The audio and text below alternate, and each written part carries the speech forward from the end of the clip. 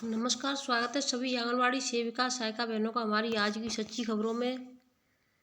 तो बहनों, आज जो नया आदेश आया है उसको देख लें। आज यानी 17 तारीख हुई है अभी, और आदेश आया है आपका 16 अक्टूबर 2024 का। तो देखिए, 16 अक्टूबर को नया आदेश आ चुका है समस्त जिलों के लिए। अब ये आदेश बहनों पर लागू करता है। बहनों, 2 दिन की मोहलत दी गई है। अगर 2 दिन के अंदर आपने यह कार्य नहीं किया तो आपके खिलाफ सख्त कार्रवाई हो जाएगी। निर्देशालय का आदेश है। और बहनों, इस वीडियो को ज़्यादा से ज़्यादा शेयर अवश्य कर देना। जिन बहनों ने सुबह की वीडियो नहीं देखी है तो जा कर के देख लें, क्योंकि जो चेकिंग चली है उसके बारे में और जो आदेश थे उसके बारे में हमने वीडियो बना करके डाल दिया है। जिन भाई बहनों ने चैनल को सब्सक्राइब नहीं किया है तो जल्दी से जल्दी सब्सक्राइब कर लें, और चैनल पर दी गई यानी डिस्क्रिप्शन में दी गई लिंक पर भी टच करके उसको भी सब्सक्राइब कर लें। निदेशालय बाल विकास सेवा एवं पुष्टार उत्तर प्रदेश लखनऊ 16/2024 का निकला हुआ आदेश समस्त जिला कार्यक्रम अधिकारी प्रभारी जिला कार्यक्रम अधिकारी उत्तर प्रदेश यानी समस्त जिलों के लिए निकला हुआ आदेश है। विषय क्या है इसका? विषय देख लें बहनों। विषय है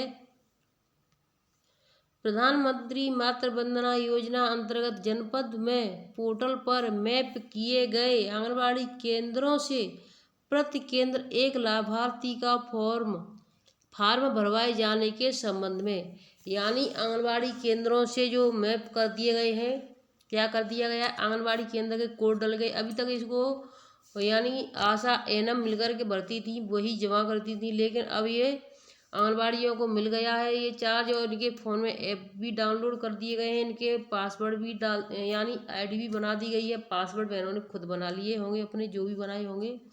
तो अब इसको 2 दिन यानी 2 दिन के अंदर, आगे इसमें क्या है इसको भी मैं आपको दिखा देती हूँ। सभी बहन लास्ट तक बनी रहे। जैसा कि आप अवगत हैं कि उत्तर प्रदेश में प्रधानमंत्री मातृ वंदना योजना को महिला कल्याण तथा बाल विकास पुरस्कार विभाग द्वारा संचालित किए जाने का निर्णय लिया गया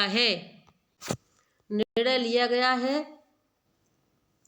तत्क्रम में अधिशासी निदेशक शिक्षा लखनऊ, सचिव चिकित्सा स्वास्थ्य एवं परिवार कल्याण उत्तर प्रदेश शासन के पत्र संख्या PMMVY WCD पत्र संख्या शिक्षा दिनांक 29 मार्च 2024 द्वारा उक्त योजना स्वास्थ्य विभाग से महिला कल्याण तथा बाल विकास एवं पुरस्कार विभाग को हस्तांतरित की गई है। यानी पहले इसको स्वास्थ्य विभाग चलाता था, अब इसको महिला एवं बाल विकास कल्याण को हस्तांतरित यानी ट्रांसफर कर दिया गया है। उल्लेखनीय है कि प्रधानमंत्री मातृ वंदना योजना का एक महत्वपूर्ण योजना है। यानी जो प्रधानमंत्री मातृ वंदना योजना है वो एक महत्वपूर्ण योजना है। इसमें हर गर्भवती को नहीं मिलता है। इसमें सबसे पहले यानी फर्स्ट बच्चा जिसको होता है, पहला बच्चा, उसको मिलता है प्रधानमंत्री मातृ वंदना योजना का लाभ। अगर किसी को दूसरी बालिका हो जाती है, यानी पहला बच्चा कोई भी हो, चाहे लड़की हो या लड़का हो, उसको पैसा मिलता है। दूसरा बच्चा अगर उसको होता है, वो लड़की है, तो उसको 6,000 रुपये की किस्त फिर से मिलती है। तो दोनों बच्चों पर उसको इस तरीके से पैसा मिल जाता है।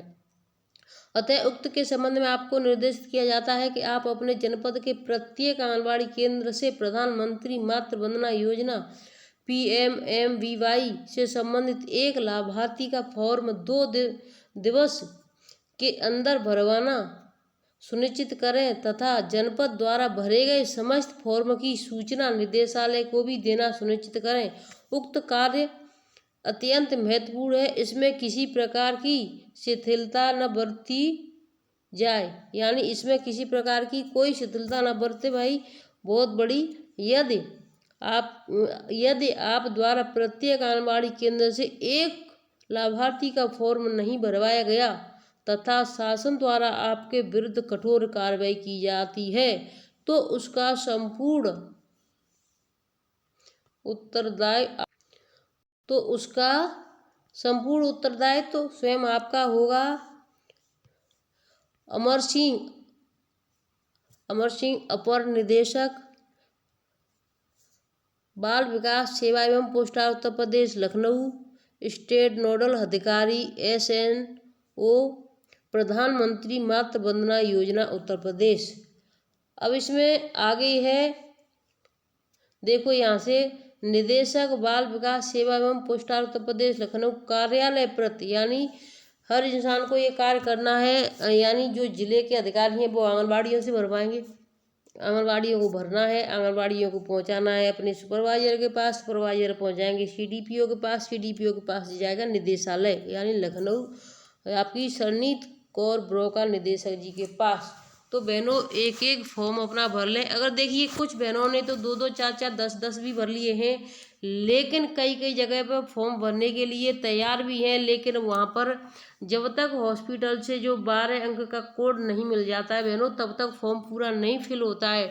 तो आप अपनी एनम से ये भी बोल दें पूछ के, यानी जो हमें जो नंबर चाहिए उस पर जो कार्ड पर डलता है तो वो नंबर चाहिए, जब तक वो नंबर उस पर नहीं डलता है तब तक हम इसको फिल नहीं कर पाएंगे। तो सबसे बड़ी समस्या इसको ये भी है। तो बहनों इस चीज़ का भी विशेष ध्यान देना है आपको।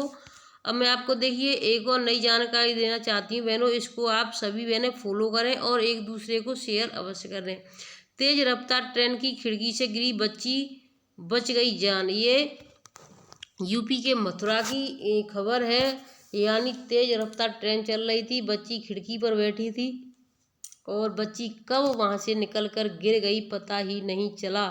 जब तक पता चला तब तक बहुत दूर जा चुके थे, 10 से 15 किलोमीटर आगे निकल चुके थे, क्योंकि ट्रेन को निकलने में कोई सेकंड नहीं लगती, पता नहीं चलता मिनटों में कहाँ पहुँच जाए। यूपी के मथुरा में 8 साल की बच्ची चलती ट्रेन से नीचे गिर गई। वह इमरजेंसी विंडो के पास बैठी थी। जिस वक्त बच्ची गिरी ट्रेन की स्पीड करीब 100 किलोमीटर प्रति घंटे की थी।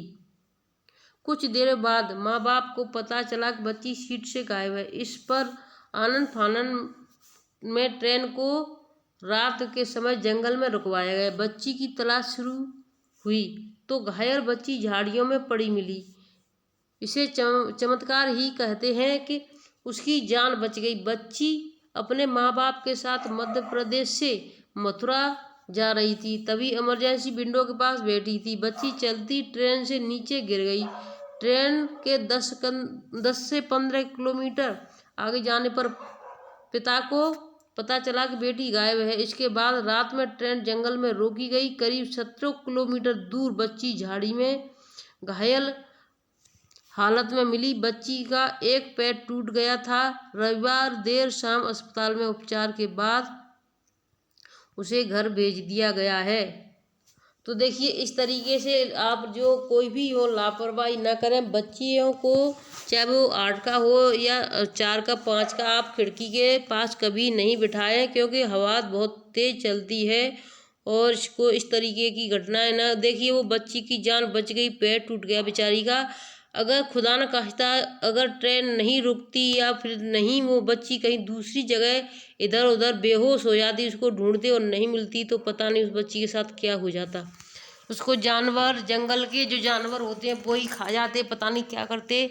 तो देखिए बहुत ही खुश नसीब बच्ची है कि मिल गई। और उसको कोई ज़्यादा यानी पैर टूटा है, वो तो चलते फिरते इंसान घर में भी टूट जाता है, कोई बात नहीं है। तो आप इस तरीके की घटनाएं देख कर भी सुधर जाया करें, एक दूसरे को बता दिया करें, जिससे कोई किसी से गलती ना हो। अब मैं आपको जो बता दिया है आदेश, उसको बहनों फॉलो करें। और बहुत ही सख्त आदेश है, 2 दिन का समय मांगा है। अगर 2 दिन के अंदर आपने कार्य नहीं किया तो कठोर कार्रवाई भी की जाएगी। तो देखिए आंगनबाड़ी केंद्र पर टीकाकरण हुआ है, ये तो मैं आपको नहीं दिखाऊंगी। आप सभी भाई बहनों को पता है कि टीकाकरण होता है तो कई कई जगह पर निकालते हैं तो कई जगह पर नहीं निकालते हैं, लेकिन टीकाकरण के दिन सभी बहनों को आंगनबाड़ी केंद्र में मौजूद अवश्य रहना है, क्योंकि उस दिन कोई न कोई अधिकारी चेक करने के लिए यानी निरीक्षण के लिए अवश्य आता है। तो मैं फिर मिलूंगी आपसे नई अपडेट के साथ, तब तक के लिए धन्यवाद। खुश रहें, स्वस्थ रहें, सुरक्षित रहें और अपने रजिस्टरों को मेंटेन करते रहें।